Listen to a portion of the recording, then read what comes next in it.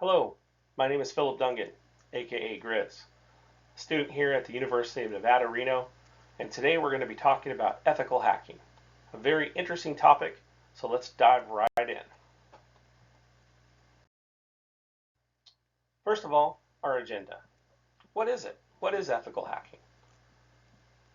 Balancing security and privacy with ethical hacking, accountability and liability, standardization and regulation, disclosures of vulnerabilities, transparency and communication, international cooperation, which is very key, and the way forward.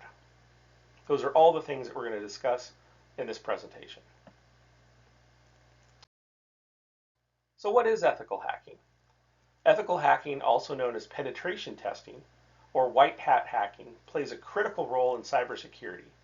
Ethical hackers use their skills to identify vulnerabilities in computer systems and networks, mimicking the tactics of malicious actors. However, unlike their black hat counterparts, ethical hackers do so with permission and report their findings to the organization being tested, allowing them to fix the vulnerabilities before they can be exploited. While the benefits of ethical hacking are undeniable, there are public policy considerations that need to be addressed. The first being balancing security and privacy. Ethical hacking often involves accessing sensitive data, raising concerns about privacy.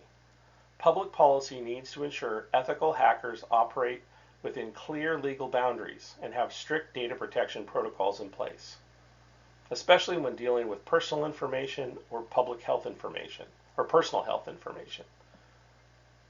That data has a lot of regulations built in around it, and ethical hacking needs to make sure it's following and not violating any of those regulations.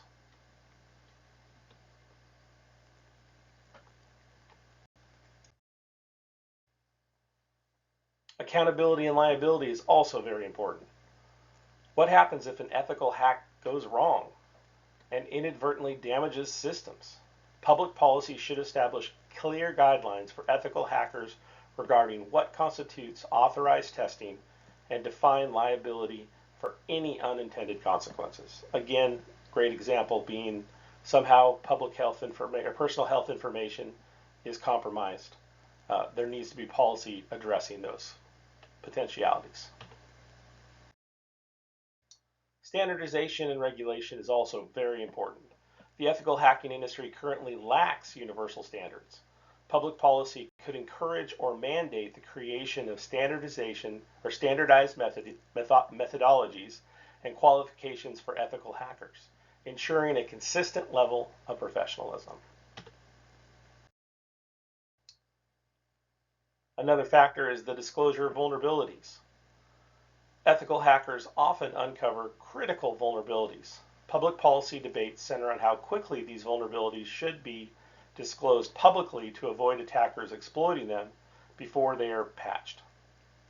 Striking a balance between responsible disclosure and protecting public safety is crucial. Transparency and communication, which goes hand in hand with the previous slide.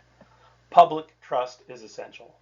Public policy might encourage organizations to be more transparent about their ethical hacking practices, informing the public about these activities without compromising security details. Specifically, those people from the organization that may be members, like at a financial institution or in a healthcare system, those people that are members and subscribers to those health plans. International cooperation is also key. Cyber threats are borderless. Someone shared an article about some of the cyber attacks that are happening in Ukraine as a result of the war between Russia and Ukraine, and there needs to be international cooperation to help prevent those kind of things from happening. Public policy considerations on an international level are needed to encourage collaboration between governments and ethical hackers to combat global cybercrime effectively. The way forward. Well, what do we do? Ethical hacking is here. What can we do? Public policy for ethical hacking needs to strike a balance between promoting cybersecurity and protecting privacy, establishing clear legal frameworks, and fostering responsible practices. Collaboration between governments, industry leaders, and ethical hackers themselves is crucial for developing effective policies that promote a secure digital future. Because they lack knowledge of the tactics and motivations of malicious hackers, cybersecurity experts base their design decisions on assumptions about the behavior of these hackers, which can lead to inflated expectations and the omission of crucial details. That is why ethical hacking can be so important to organizations, to companies, and really globally for our entire world. Some other considerations that we do need to keep in mind. The impact on bug bounty programs where ethical hackers are rewarded for finding vulnerabilities needs to be factored in. The potential for misuse of ethical hacking tools by malicious actors needs to be addressed. The role of education and awareness in promoting responsible ethical hacking practices is important.